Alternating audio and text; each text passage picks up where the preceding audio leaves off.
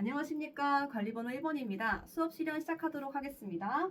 자, 이렇게 우리 대한제국의 성립과 광무개혁의 원칙인 구본 신참에 대해서 알아보았습니다, 여러분. 옛것을 바탕으로 새것을 참고한다, 구본 신참의 원칙으로 어떤 개혁을 했는지를 본격적으로 알아보기 전에 뭘 해볼 거냐면요. 우리 대한제국을 성립한 다음에 고종이 이 나라를 어떻게 관리하면 좋을까? 어떻게 경영하면 좋을까라고 하면서 일종의 헌법을 만든 게 있습니다. 그 헌법을 바로 뭐라 그러냐?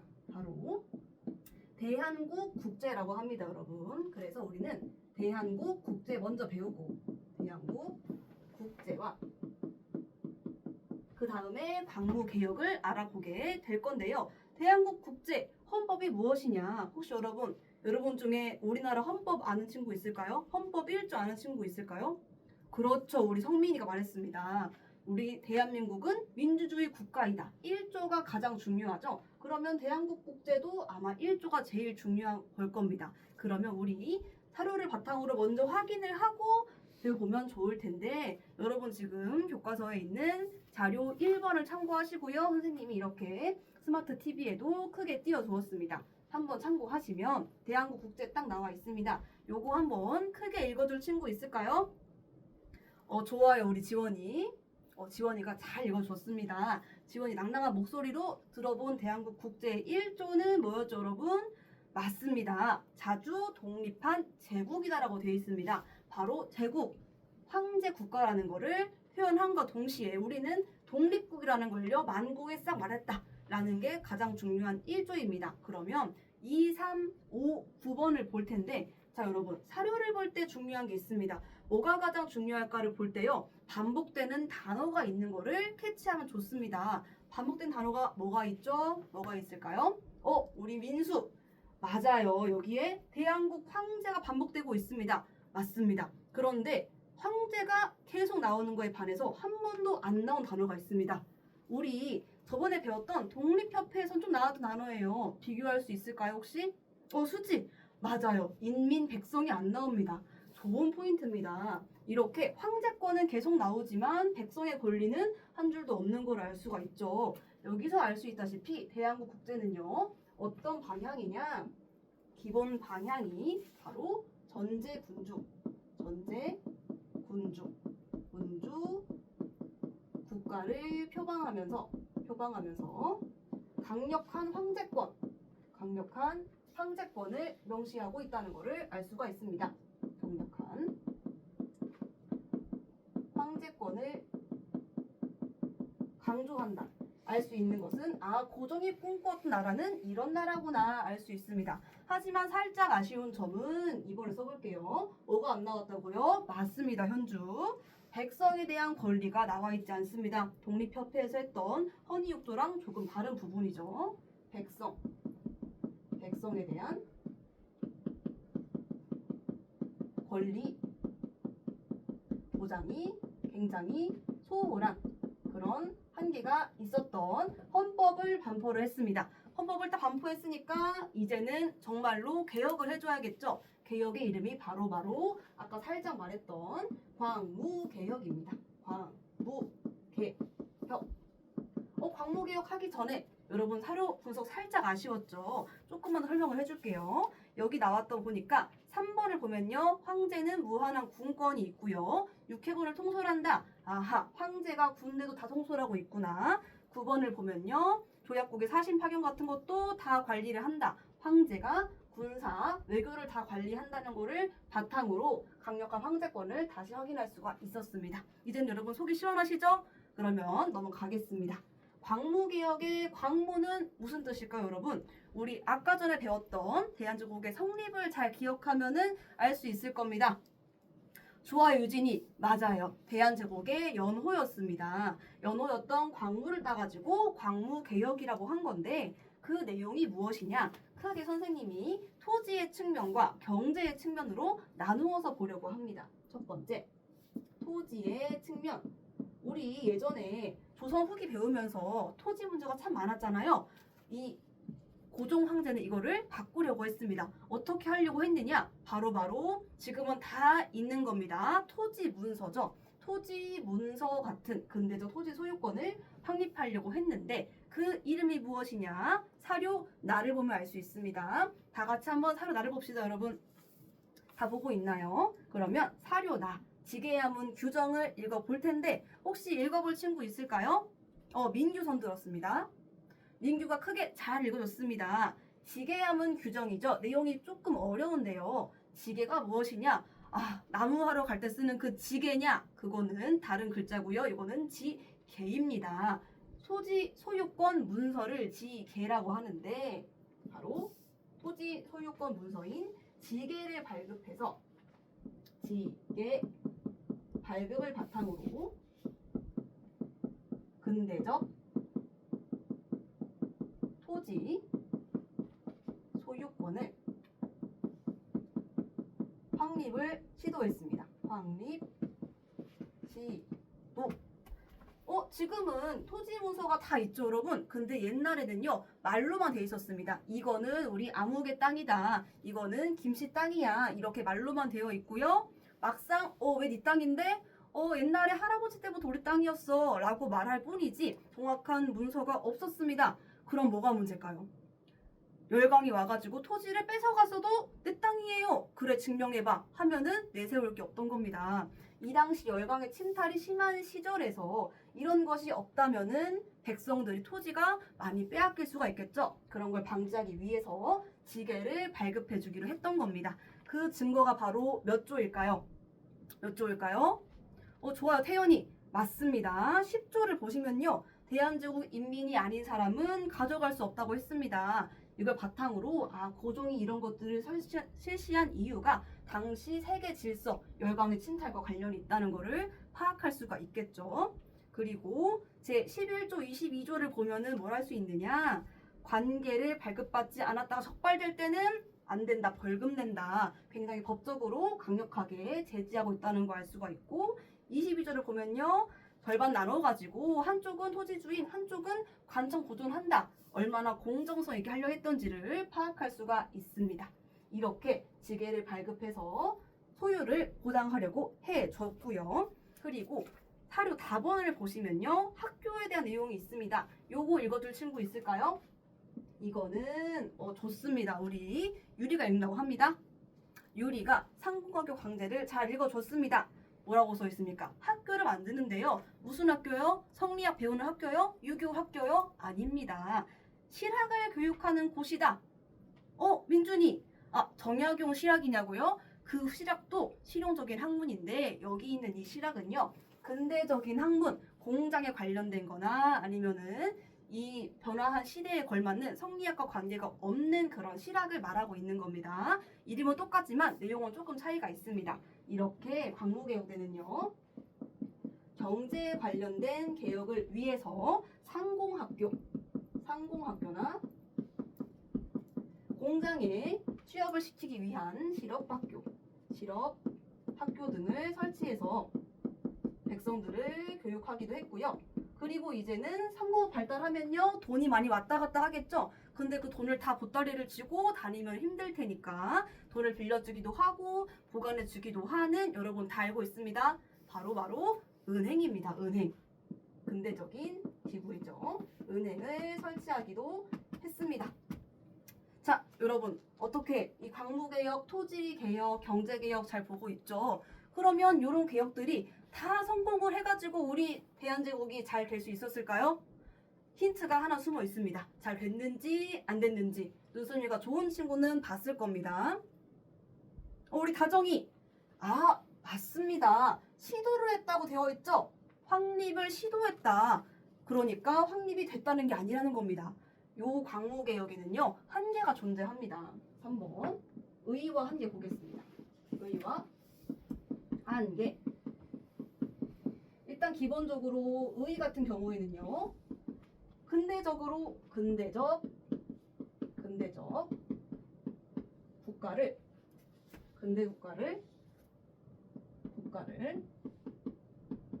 다른 나라가 시킨 게 아니라 스스로 가보개혁 같은 게 아니라 스스로 자주적으로 수립하려고 했다는 의의가 있지만 한계는 바로 무엇이냐? 요것은요 시도에 그쳤습니다. 왜냐? 대한제국이 이렇게 강해지는 것을 주변 나라들이 원하지 않았기 때문이에요. 그래서 열강의 간섭으로 도중에 실패하게 됩니다.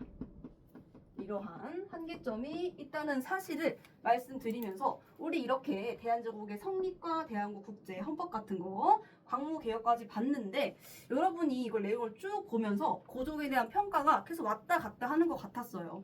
어떨 때 보면은 잘한 것 같기도 하다가 어떨 때 보면은 이건 좀 아쉬운 것 같기도 하다가 혹시 여러분 이 고종의 이 개혁과 대한제국의 방향에 대해서 혹시 내 의견은 이럽니다 하고 용기 있게 발표해 줄 친구가 있을까요? 민지가 손 들었습니다. 민지는 대한제국의 개혁 방안이 옳은 방향 같대요. 민지 왜? 민지는요 주변국들이 다 근대화되고 황제라고 하는데 고종까지 강력하게 하지 않으면 안 됐다. 고종의 이 황제 중심 방향 잘 됐다라고 돼 있습니다. 몇몇 친구들은요 끄덕끄덕 하는 것 같습니다. 그런데 우리 성태는 약간 다른 것 같은데요? 성태 발표할 수 있을까요? 성태는 민지랑 살짝 이제 다르다고 합니다. 뭘까요, 성태? 성태는요, 대한국 국제랑 광무개혁 모두 백성을 중심으로 한 개혁이 아닌 것 같다라고 하는 거죠. 아니, 지계발급은 그럴 수 있잖아요.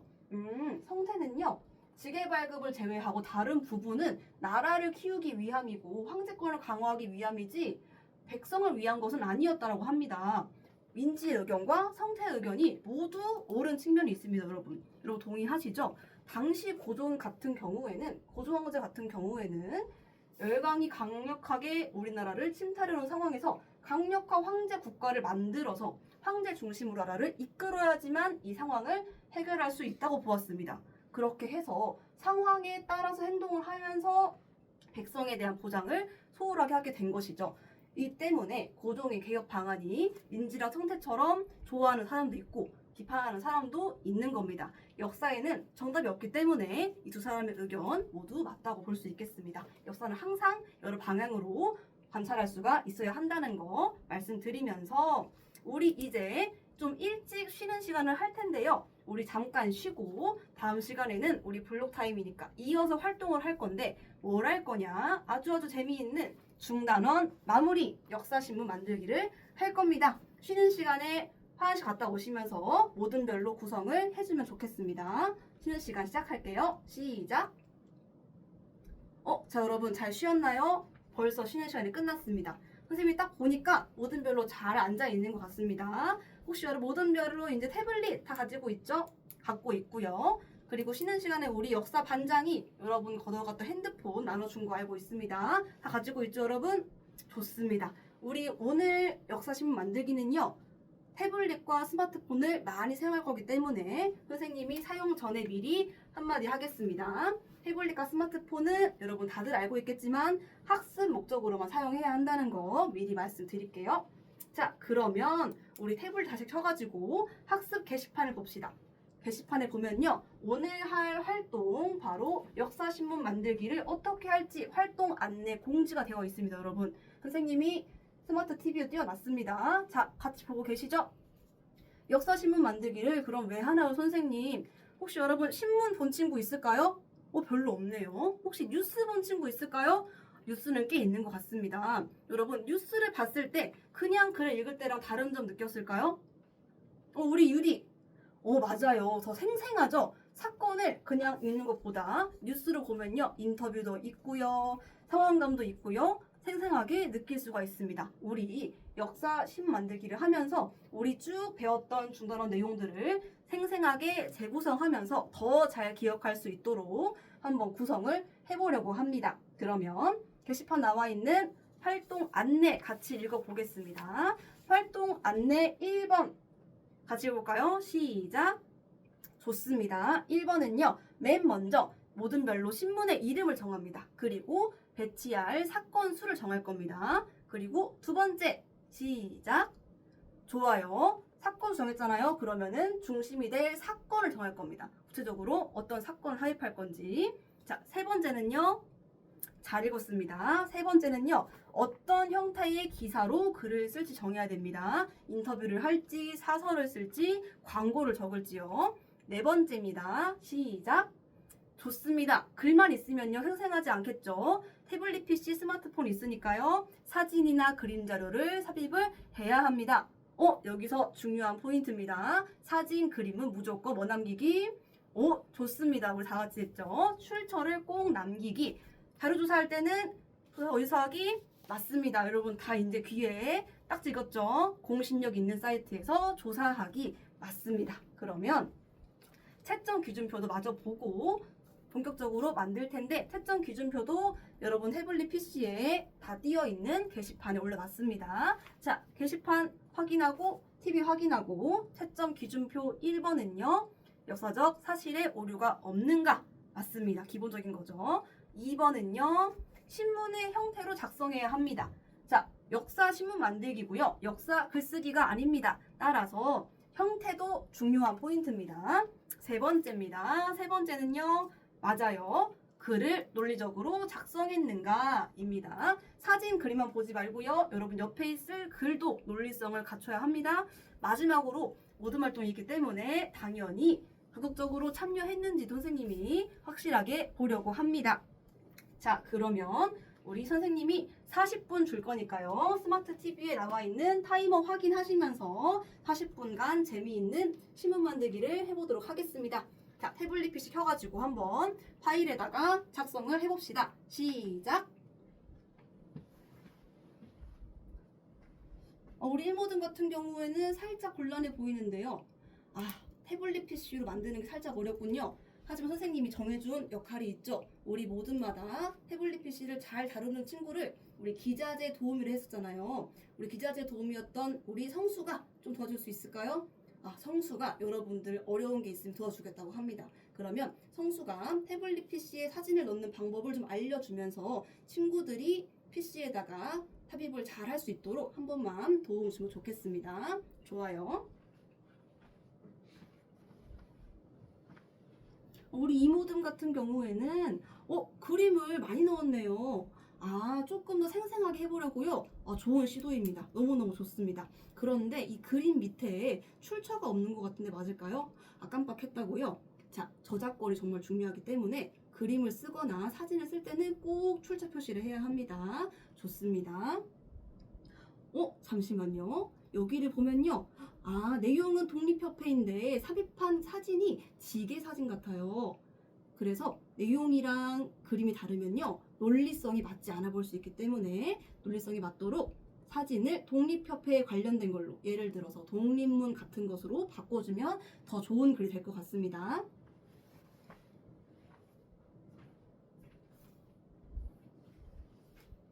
우리 산모듬은 대한제국으로 하고 있군요. 대한제국에 대한국 국제를 그대로 넣어가지고 쓰려고 하고 있는데 그대로 넣는 것도 정말 좋은 방법이긴 하지만 이 신문 인터뷰 형식으로 하려고 한다면 그대로 넣기보다는 고종이 말하는 방식으로 기자와 대화하는 방식으로 재구성을 해주면 논리성도 올라가고 조금 더 신문처럼 보일 수가 있습니다. 형태와 논리성을 모두 갖춰가지고 해주면 좋을 것 같아요.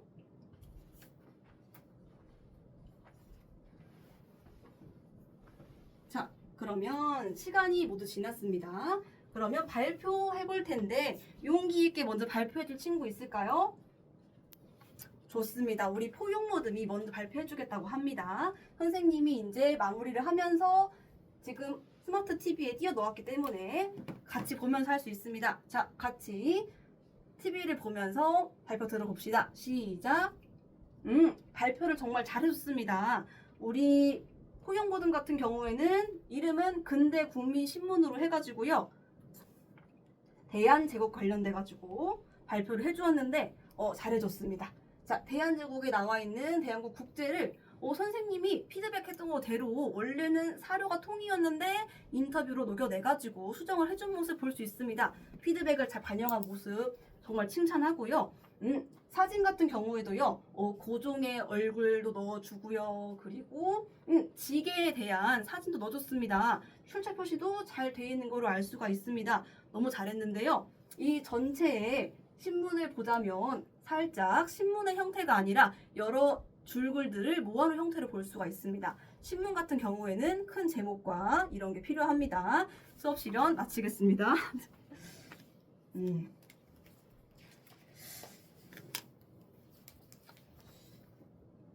순회 지도를 2개만 썼어야 되는데 근데 여기 약간 세 개를 해야 될 것 같은 부담감이 있었어요.